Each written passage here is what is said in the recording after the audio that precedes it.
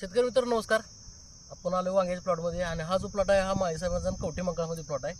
तर याचं पूर्ण जे नियोजन आहे हे एम ॲग्रो कन्सल्टिंगकडे आहे. तर ज्या प्लॉटला अळी कंट्रोल होत नाही किंवा वांगं ज्या प्लॉटला ज्यादा किडतंय त्याच्यासाठी एक महत्त्वाचं त्यांनी काय करायचं आहे, तर सगळ्यात पहिल्यांदा असा पाला पूर्णपणे काढून घ्यायचा आहे. आता बघू शकता ह्या प्लॉटचा पूर्ण आता पाला काढून घेतला आहे. तर हे आता वांगीन सेटिंग तुम्हाला दिसेल तुम्हाला.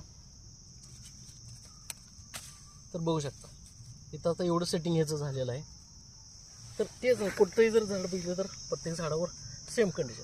तर सगळ्यात महत्त्वाचा पहिल्यांदा पाला काढून घ्यायचा आहे. पाला असं काढल्यानंतर काय होणार आहे, आपलं जे औषध बसणार आहे हे पूर्णपणे औषध असं पूर्णपणे ह्याला बसणार आहे. त्यामुळे काय होणार आहे, आपले अळीच्या पतंगांना बसायला जागा अजिबात कुठं भेटणार नाही, कव्हरेज संपूर्ण भेटणार आहे. त्याच्यामुळं कीड आपली पूर्णपणे कंट्रोल होणार आहे. सगळ्यात महत्त्वाचं काय करायचं आहे, ज्या वांग्याला कीड आहे ते मिडं आहे ते तोडून पहिलं बाहेर टाकून द्या. आता तुम्हाला मी फरक दाखवणार आहे याच्यामध्ये की ही जी वळ आहे हे आपण शेतकऱ्याला ह्या वळीचा पाला काढायला लावलेला आहे. आणि इकडं बघू शकता माझ्या डाव्या बाजूला तर ह्या वळीचा पाला काढलेला नाही आहे.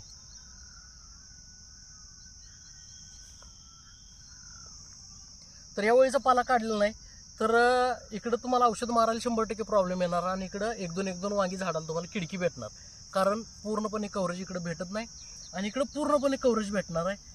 तर अशा पद्धतीनं वांग्याचं नियोजन करा. तर रेटसुद्धा आता वाढायला लागलेले आहेत, आनंदाची बातमी आहे. तर अशा पद्धतीनं प्लॉट आहेत. प्लॉट कसे वाटतात कमेंट बॉक्समध्ये नक्की सांगायचं आहे. धन्यवाद.